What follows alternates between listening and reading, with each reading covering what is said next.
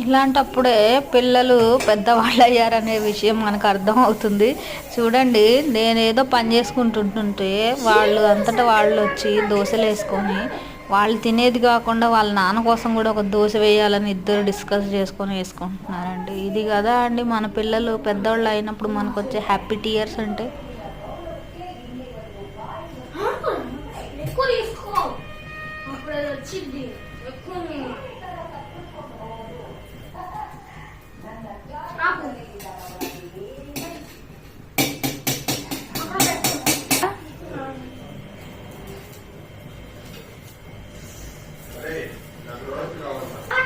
వస్తుంది ఇప్పుడు.